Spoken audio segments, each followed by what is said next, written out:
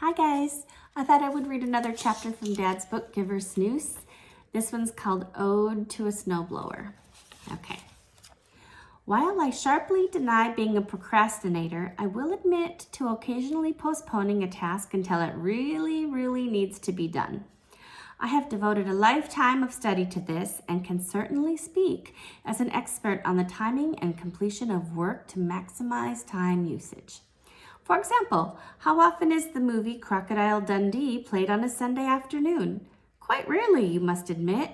Therefore, isn't it far more important to watch a classic such as this while in the proper frame of mind and state of relaxation rather than while being exhausted?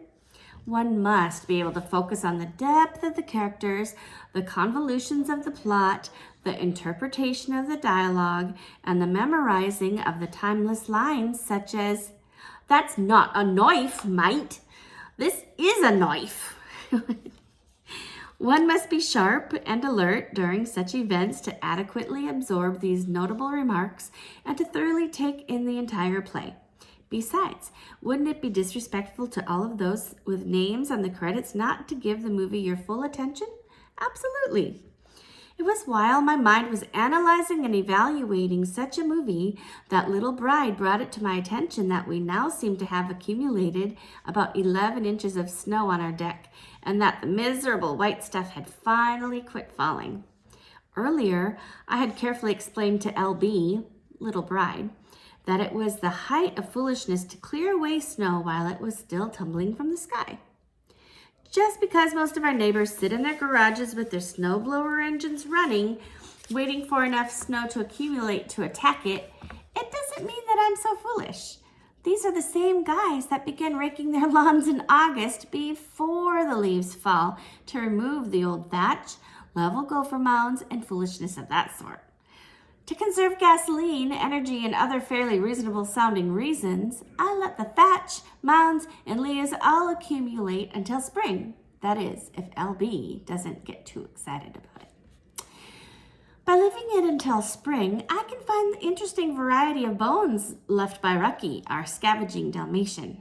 Also, I find the carcasses of various creatures that expired in the vicinity of our yard, tools and pieces of my lawnmower from last summer, and parts of the snowblower from last winter. In addition, there is usually a number of items borrowed from the neighbors that Rucky brings home to examine more closely, such as overshoes, a broom, shoes, their dog's water dish, that sort of thing. I pride myself on the ability to consolidate tasks, and I attribute this to getting enough rest and clearing my mind while watching a Sunday afternoon movie. Having been reminded of the 11 inches of snow, my mind frantically whirled to find a way to consolidate this task with one that I could do considerably later on in the season.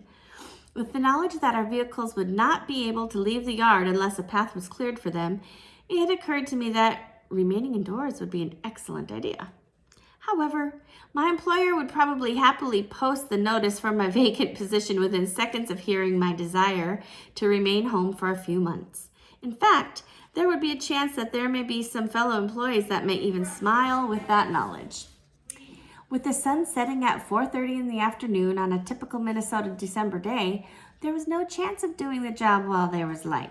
Happily, I did have one functioning headlight on my riding lawnmower snowblower.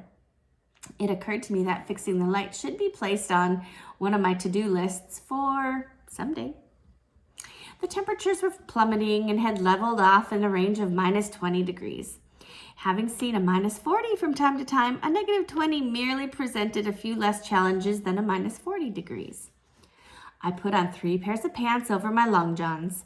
As I was fussing with the zipper of my parka, I realized that perhaps going to use the bathroom would have been wise before getting dressed. I started the clothing removal by taking my time, but had to dramatically increase my speed by the time that I had reached the inner layer. I made a mental note of remembering to go and use the facilities before dressing next time. 11 inches of heavy snow prevented me from opening their storm door. It occurred to me that shoveling off the front steps might have been a good idea when the snow wasn't so thick, as I broke the plastic piece off the bottom of the door while forcing it open. Fixing that would need to be a summer job, so the broken piece was hidden under a piece of porch furniture. Waiting to the garage was a chore itself due to the snows covering a coating.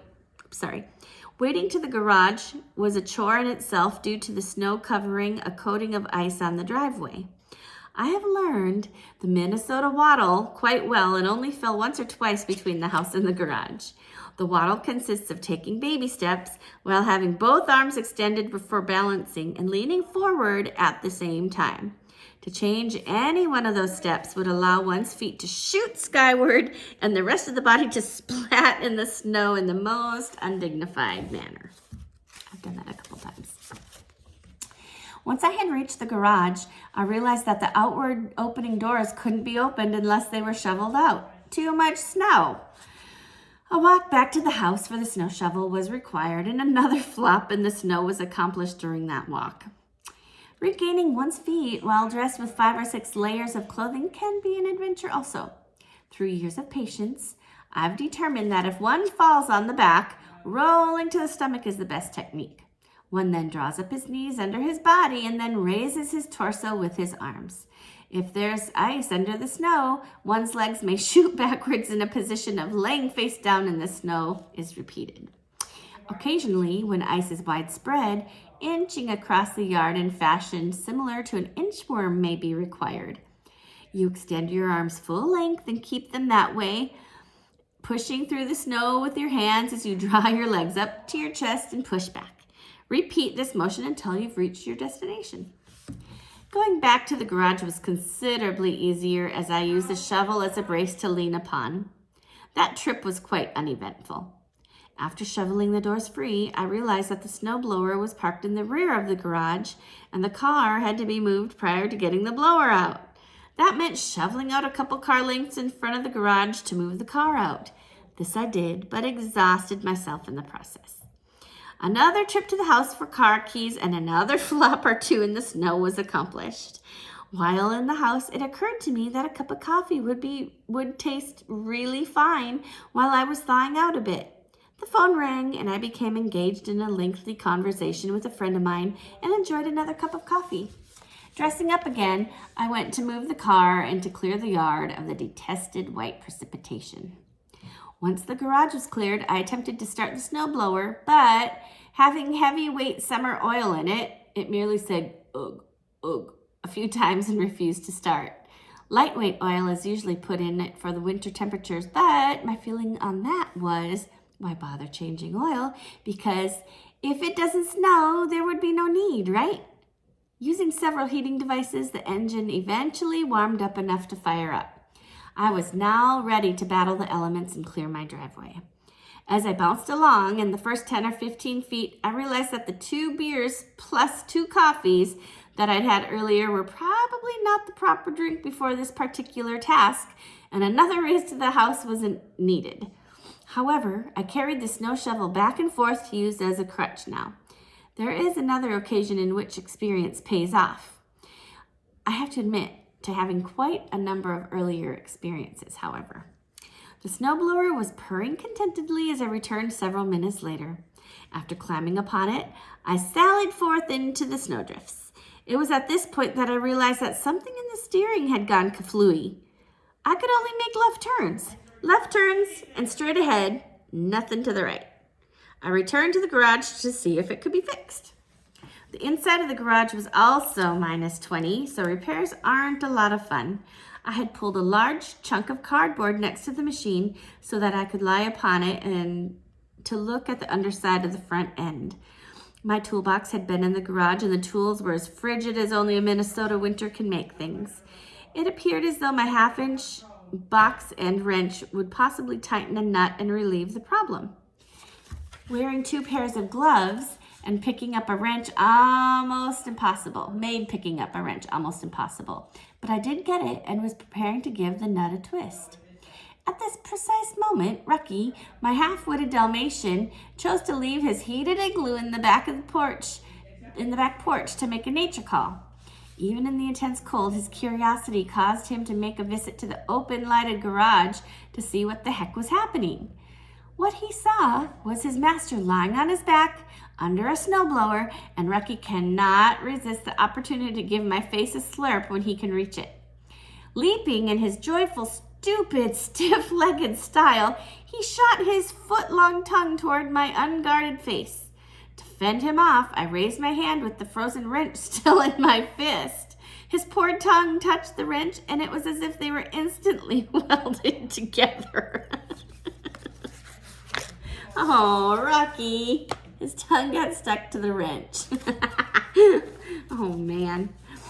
He shook his head violently, and the heavy wrench bounced off of my head several times before dislodging from his tongue, and then flew into the snowbank as he raced back towards his igloo. I went to see if he was okay, but forgot to carry my snow shovel, so I flopped on the snow a time or two before getting to his shelter.